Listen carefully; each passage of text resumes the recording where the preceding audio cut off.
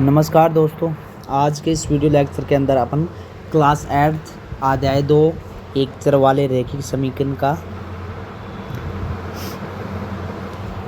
Solution करने वाले हैं। तो देखिए अध्याय 2 में क्या दे रखा है, एक चर वाले रैखिक समीकरण। अब मैं आपको बताता हूँ कि एक चर वाले रैखिक समीकरण होते कौन से हैं। ठीक है, तो भूमिका पढ़ते हैं। सबसे पहले भूमिका पढ़ते हैं। तो भूमिका में क्या दे रखा है कि पिछली कक्षाओं में आपने अपने बीजीय व्यंजकों और समीकरणों के बारे में जानकारी प्राप्त की है। ऐसे व्यंजक जो हमने देखे हैं, कुछ उदाहरण दिए हुए हैं, जिसमें कि उदाहरण दे रखे है। ये उदाहरण दे रखा है 5x और 2x-3, 5x + y, इस प्रकार से बहुत से उदाहरण दे रखी है। ठीक है, अब एक और दे रखा है या नीचे कि 5x = 25, ये दे रखा है 5x = 25 दे रखा है। ठीक है, 2x-3 = 9, 2y + 5/2 = 27, 37/2, 6z + 10 = -2। इसी प्रकार बहुत से समीकरण दे रखे हैं जिनमें एक चर भी है और कई समीकरणों में दो चर भी है। तो मैं आपको बताऊं कि कौन से समीकरण में दो चर है। तो देखिए इसमें आपको बताऊं कि आप देखो कि इसमें x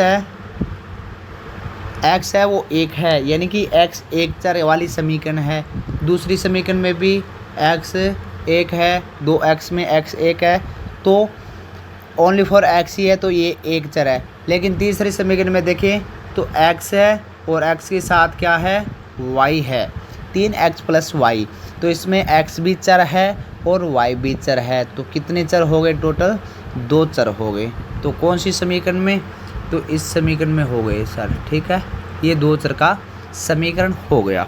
लेकिन हमारा चैप्टर बताता है कि ये जो समीकरण है वो ओनली फॉर एक चर वाला रैखिक समीकरण है। ठीक है, एक चर वाला रैखिक समीकरण है। ओके, अब देखिए अपन थोड़ा सा और आगे बढ़ते हैं और देखते हैं कि एक चर वाले रैखिक समीकरण होते क्या है। ठीक है, देखिए अब हम बात करें, अब इस समीकरण में केवल एक चर वाले व्यंजकों का ही प्रयोग करेंगे। ऐसे समीकरण एक चर वाले रैखिक समीकरण कहलाते हैं। एक चर वाले रैखिक समीकरण कहलाते हैं। अब एक चर वाले रैखिक समीकरण की बात करूं तो यहाँ देखिए, आप थोड़ा सा यहाँ देखिए। अब एक दे रखा है, मुझे समीकरण दे रखा है यहाँ पे, ये देखिए आप।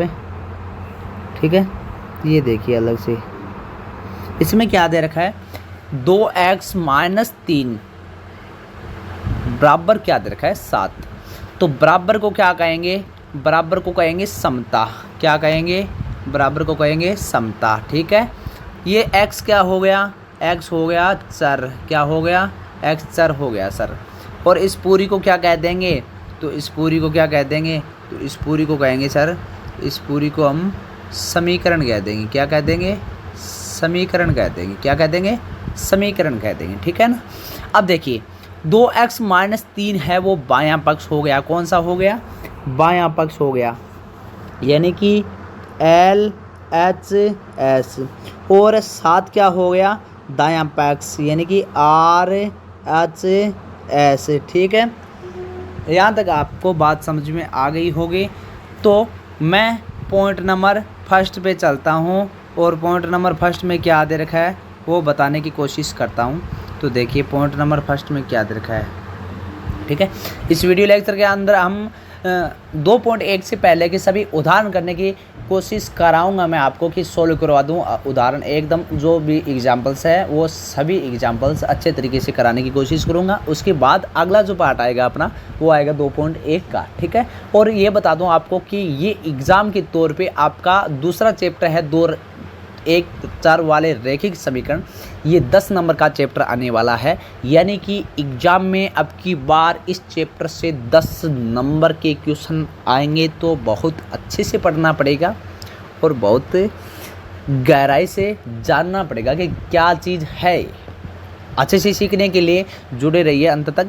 मैं बिल्कुल आपको एक एक चीज़ अच्छे से सिखाने की कोशिश करूँगा। तो चलिएगा, क्या दे रखा है पॉइंट नंबर ए में, क्या दे रखा है वो देखते हैं। तो पॉइंट नंबर ए में दे रखा है कि एक बीजीय समीकरण में चरों के को प्रयोग करते हुए एक समता होती है। इसमें एक समता का चिन्ह होता है। इस समता के बाईं ओर वाला व्यंजक बायां पक्ष होता है, यानी कि LHS होता है। हमने इस समीकरण में LHS कौन सा हुआ, 2x - 3 LHS है, ठीक है। और दाईं ओर वाला व्यंजक दायां पक्ष होता है RHS। तो इस समीकरण में दायां पक्ष कौन सा है, तो आप बोलोगे सर दायां पक्ष 7 है, यानी कि RHS का मान 7 हो गया। बीच में किसका चिन्ह है, इक्वल का, बराबर का, उसे क्या कहेंगे, समता का चिन्ह। क्या कहेंगे, समता का चिन्ह। बढ़ता हूँ थोड़ा सा और आगे मैं, और आगे बढ़ने के लिए देखिए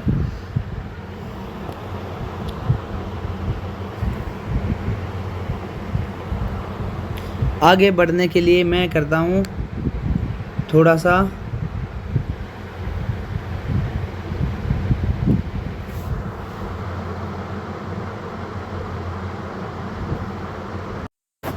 इसके बाद पॉइंट नंबर बी दे रखा है। पॉइंट नंबर बी में क्या दे रखा है कि एक समीकरण में बाएं पक्ष में व्यंजक का मान है वो दाएं पक्ष में व्यंजक के मान के बराबर होता है। ऐसा चर के कुछ मानों के लिए ही संभव होता है और चर के ऐसे मानों को ही चर के हल कहते हैं।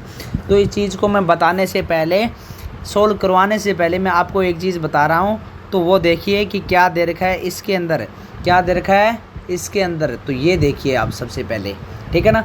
तो क्या दे रखा है इस बी पॉइंट में बताया है कि LHS और RHS का मान बराबर होता है, और जहां LHS और RHS का मान बराबर होता है वही समीकरण का हल होता है, चर का हल होता है, ठीक है ना। यानी कि दायां पक्ष और बायां पक्ष क्या होना चाहिए, बराबर होना चाहिए, तभी हमारा समीकरण का हल होता है और वही चर का मान होता है, ठीक है। तो क्या दे रखा है इसके अंदर दे रखा है 2x - 3 = 7 का समीकरण का हल है x = 5। क्योंकि x बराबर हम 5 रखेंगे, देखिए मैं आपको बताता हूँ, x बराबर 5 रखेंगे तो समीकरण क्या दे रखा है, 2x - 3 = 7। x बराबर क्या रखना है हमें, x बराबर 5 रखेंगे, ठीक है। x बराबर हम 5 रखते हैं, तो 2 × x की जगह क्या रख दूँ, 5 - 3 बराबर क्या है, 7। तो ये LHS हो गया, ये क्या हो गया, RHS, ठीक है। तो 2 × 5 कितना हो गया, 10 10 - 3 = 7 बराबर 7। अब ये 10 में से 3 घटाया 7 आ गया, बराबर 7 होता है क्या, तो बोलोगे कि सर हाँ 7 के बराबर 7 होता है। इसका मतलब क्या हो गया, LHS बराबर क्या हो गया, RHS। LHS बराबर क्या हो गया, RHS, तभी समीकरण का ये हल हो गया। ये क्या हो गया, समीकरण का हल हो गया, ठीक है। अब मैं चलता हूँ थोड़ा सा और आगे, और आगे चलने से पहले मैं एक चीज़ और बता देता हूँ आपको कि सी पॉइंट में, इस बी पॉइंट में और क्या दे रखा है, मान होगा 2 × 5 - 3 = 7। ये बता दिया मैंने जो दाएं पक्ष का मान है, लेकिन x = 10 नहीं हो सकता इसका हल, क्योंकि x = 10 रखने पर बाएं पक्ष का मान दाएं पक्ष के बराबर नहीं होगा, इसलिए ये समीकरण का हल नहीं होगा। तो 2x - 3 = 7 का हल क्या होगा, x = 5, यानी कि x = 5 रखने पर हमारी समीकरण संतुष्ट हो गई, यानी कि दायां पक्ष और बायां पक्ष हमारा क्या होने वाला है, बराबर होने वाला है। तो चलता हूँ मैं पॉइंट सी की ओर, और सी पॉइंट में क्या दे रखा है वो देखते हैं कि किसी समीकरण का हल कैसे ज्ञात करें। ये बताने के लिए हम जानते हैं कि समीकरण के दोनों पक्ष तुला के पलड़ों की तरह संतुलन में है, अतः हम समीकरण के दोनों पक्षों पर एक ही जैसी गणितीय संक्रियाएं रखते हैं, लेकिन समीकरण सरल अधिक सरल होता जाए, इस प्रकार कुछ चरणों के बाद समीकरण का हल प्राप्त हो जाता है। कहने का मतलब है कि दोनों पक्ष कौन कौन से हो गए भाई, LHS और RHS की बात कर रहा है, बायां पक्ष और दाएं पक्ष की बात कर रहा है। ये दोनों बराबर होने के लिए हमें तुलना में क्या करना पड़ेगा, हमें तुलना में एक जैसे माप की, एक जैसी वजन की, एक जैसी संख्याओं का यूज करना पड़ेगा। ये चीज़ बता रहा है आपका पॉइंट सी। अब मैं सब कुछ क्लियर करते हुए आगे चलता हूँ और आगे क्या दे रखा है वो देखता हूँ कि समीकरण को हल करना कैसे किया जाता है। तो ये 2.2 पॉइंट है, वो देखते हैं क्या दे रखा है इसके अंदर। तो 2.2 के अंदर दे रखा है समीकरण को हल करना जिसके एक पक्ष में रैखिक व्यंजक तथा दूसरे में केवल संख्या हो, ठीक है ना। तो मैं एग्जाम्पल नंबर 1 की ओर चलता हूँ और एग्जाम्पल नंबर 1 में क्या दे रखा है वो देखते हैं। एग्जाम्पल नंबर 1 में दे रखा है कि आप देखिए दे रखा है 2x - 3 बराबर 7। क्या करना है? 2x - 3 बराबर 7। 2x - 3 बराबर 7, ठीक है। तो देखिए इसमें क्या किया इसने, 2x - 3 बराबर 7 दे रखा है, ठीक है। इसने क्या किया कि दोनों पक्षों में क्या कर दिया, 3 जोड़ दिया। तो मैं LHS में ये हो गया अपना LHS और ये क्या हो गया RHS, ठीक है। अब मैं दोनों पक्षों में क्या कर दूं, 3 जोड़ दूं। तो मैं 2x - 3 और प्लस में क्या करना है, 3 जोड़ना है। बराबर में इसमें भी क्या जोड़ना है, प्लस में 3 जोड़ दिया मैंने, ठीक है। तो ये क्या हो गया, ये -3 से +3 का कैंसिल हो गया। तो क्या बचा मेरे पास, 2x बराबर ये 7 और 3 कितने होते हैं, 10। x का मान कितना होगा, x बराबर 10 बटे ये इसकी गुणा में है तो इसकी क्या चला जाएगा, भाग में। तो x बराबर क्या हो जाएगा, x बराबर हमारा हो जाएगा 5। ये हमारा आंसर आ रहा है, ठीक है। आपको समझ में आ गया होगा। मैं चलता हूँ एग्जाम्पल नंबर 2 की और ये अच्छे से देख लीजिए। इसमें क्या किया गया, LHS और RHS बराबर करने के लिए इसमें 3 प्लस इसमें कर दिए और 3 प्लस इसमें कर दिए, यानी कि दोनों किसी भी समीकरण के दोनों पक्षों में समान संख्या जोड़ने या घटाने पर कोई फर्क नहीं पड़ता है। तो मैंने एक तरफ 3 जोड़ा तो दूसरी तरफ भी 3 जोड़ दिया। ऐसा भी कर सकता हूँ कि एक तरफ से 3 घटा लूँ, दूसरी तरफ से भी 3 घटाना पड़ता है। तो सेम संख्या से करना पड़ता है जो भी हम करें। तो मैं चलता हूँ एग्जाम्पल नंबर 2 की ओर और एग्जाम्पल नंबर 2 में क्या दे रखा है वो देखते हैं। एग्जाम्पल नंबर 2 में दे रखा है कि 2y + 9 बराबर 4। तो इसके अंदर मैं कराता हूँ क्या दे रखा है, यहाँ देखिए 2y + 9 बराबर 4 दे रखा है, ठीक है ना। 2y + 9 बराबर 4 दे रखा है। अब देखिए मैं क्या करता हूँ कि 2y बराबर क्या करता हूँ, इस 4 और ये 9 आगे ले जाता हूँ तो माइनस का 9 हो जाता है। तो 2y बराबर क्या हो जाएगा, 4 में से माइनस के 9 घटाएं तो माइनस का बचेगा, कितना बचेगा, माइनस का 5 बचेगा, ठीक है।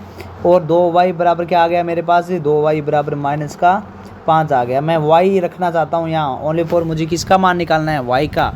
तो -5 में किसका भाग दे दूंगा, इस 2 का, क्योंकि ये y की क्या है, गुणा में है। तो -5 बटे 2 ये मेरा क्या हो जाएगा, इसका आंसर हो जाएगा, ठीक है। ये क्या हो जाएगा, मेरा आंसर हो जाएगा। ये हो गया मेरा आंसर, y बराबर -5 बटे 2। यही आ रहा होगा आपका आंसर। तो यहाँ तक यदि क्लियर हो गया तो मैं चलता हूँ आगे।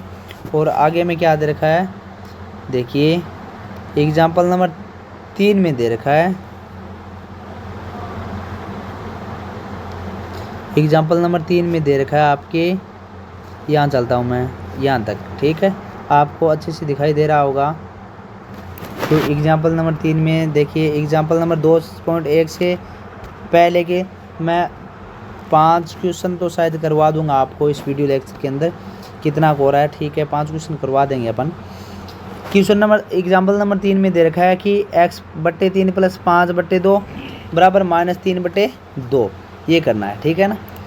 तो क्या दे रखा है हमें, x + 3 + 5 बटे 2 बराबर -3 बटे 2। मैं क्या करता हूँ, यहाँ x + 3 रखता हूँ, x बटे 3 रखता हूँ। बराबर में क्या रखा है, बराबर में -3 बटे 2 तो दे रखा है पहले से ही। और ये 5 बटे 2 है, ये 5 बटे 2 है ना, ये मैं आगे ले जाता हूँ, कहाँ, यहाँ। तो यहाँ क्या हो जाएगा, -5 बटे 2, ठीक है। यहाँ तक आपको समझ में आ गया। अब मैं करता हूँ x बटे 3 बराबर, ये 2 मैंने लघुत्तम ले लिया तो क्या आ गया, -3 और -5, ठीक है। तो x बटे 3 बराबर क्या आ गया मेरा, -3 और -5 -8 हो गए ना, और बटे में 2। तो -8 में 2 का भाग डालते हैं तो कितना आता है, -4। तो x बटे 3 बराबर -4 और x बराबर क्या हो गया, -4, और ये भाग में है तो गुणा में आ जाएगा। तो x बराबर हो गया -12। x बराबर क्या हो गया, -12। ठीक है, ये चीज़ आपको समझ में आ गई होगी। यदि हाँ तो बताइए। हाँ, सॉरी क्या कर दिया अजी, ये -5/3 और 12/3 सही है। क्या हो गया, यहाँ तक जैसा भी चाहिए था। हाँ, -12 हो गए ना।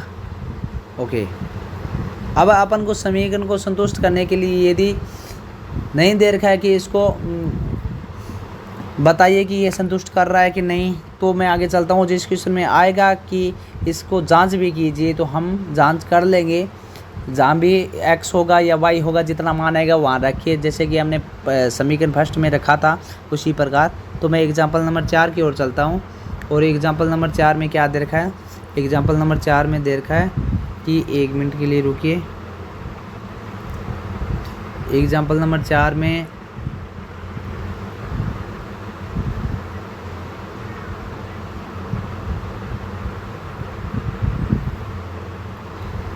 दे रखा है कि 15/4 - 7x बराबर 9।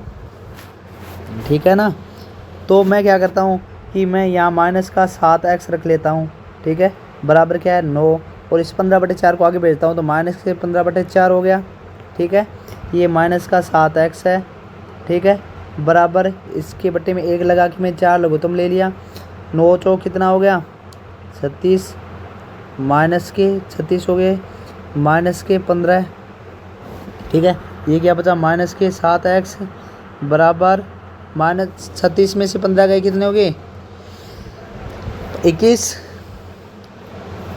कितने बचे, 21 बचे, 21/4। ठीक है, तो 21/4 हो गया। हाँ, अब देखिए मैं क्या करता हूँ कि इस x को यहाँ रखता हूँ और ये 21/4 है, इसकी गुणा में लगाता हूँ मैं। माइनस का ये 7 है, ये यहाँ गुणा में या भाग में चला जाएगा। तो ये 7 3 21, ये कितनी बार कट जाएगा, 3 बार। तो x का मान क्या हो जाएगा, ऊपर 3 है, नीचे क्या है, 4 हो गया। लेकिन ये माइनस का निशान होने के कारण यहाँ क्या लग जाएगा, माइनस। तो अपना मान क्या आ जाएगा, -3/4। ठीक है, क्या आ गया, -3/4। अब इसके आगे चलता हूँ मैं 2.1 की ओर। किस कहाँ पे, 2.1 की ओर। और 2.1 में चलने पर मैं आपको बताता हूँ कि 2.1 में शुरुआत करते हैं, क्वेश्चन करते हैं 1 से लेके 5 तक। ओके, 1 से लेके 5 तक। तो पहला क्वेश्चन देखिए क्या दे रखा है। पहले क्वेश्चन में दे रखा है x - 2 बराबर 7। x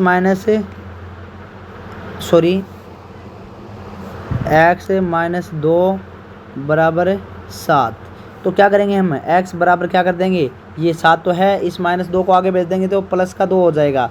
तो x का मान क्या हो जाएगा, x बराबर 9 हो जाएगा। x बराबर क्या हो जाएगा, 9। तो पहले का आंसर क्या आ जाएगा हमारे पास, x बराबर 9 हमारा इस समीकरण का हल होगा। यानी कि यहाँ x का मान हम 9 रखे देखें तो देखिए 9 में से 2 गए, कितने बचे, 7। तो LHS बराबर RHS हमारा आ रहा है। तो हमारा समीकरण x बराबर 9 पर संतुष्ट हो रहा है। तो इसका मान क्या होगा, 9 होगा। ठीक है, चलता हूँ क्वेश्चन नंबर 2 की ओर। और क्वेश्चन नंबर 2 में क्या दे रखा है वो देखते हैं। ठीक है, क्वेश्चन नंबर 2 में क्या दे रखा है वो देखते हैं। तो ये देखिए आप, क्वेश्चन नंबर 2 में y + 3 बराबर 13 है। y + 3 बराबर 13।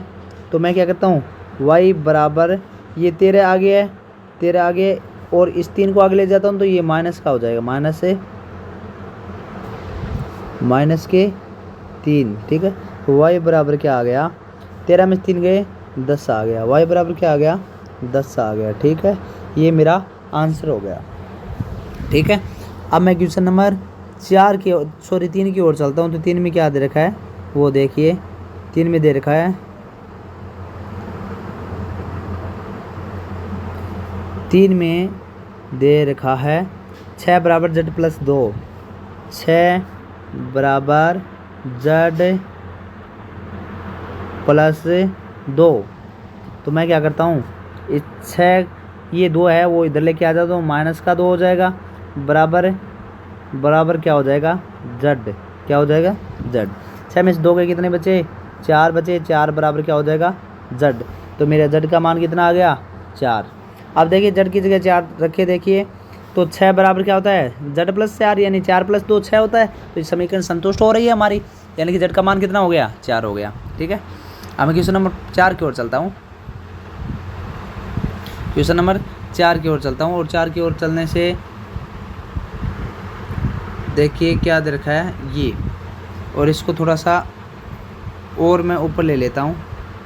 ठीक है, क्योंकि ये क्वेश्चन होने वाला है थोड़ा सा अपना बड़ा, और बड़ा क्वेश्चन करने के लिए हमें चाहिए थोड़ा सा जगह। ठीक है, क्वेश्चन नंबर 4 हो गया अपना, ये रहा।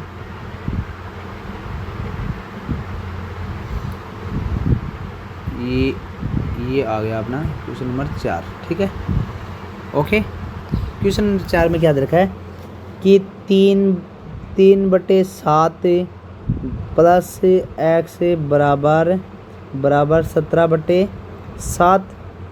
मैं क्या करता हूँ, इस x को यहाँ रखता हूँ, बराबर क्या करता हूँ 17/7 तो पहले से ही है, माइनस में ये 3/7 आगे लेके जाता हूँ तो माइनस में हो जाएगा 3/7।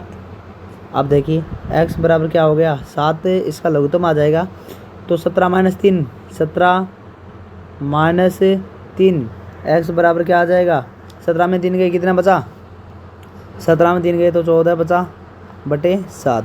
तो x का मान क्या आ जाएगा मेरा, x का मान आ जाएगा 14/7।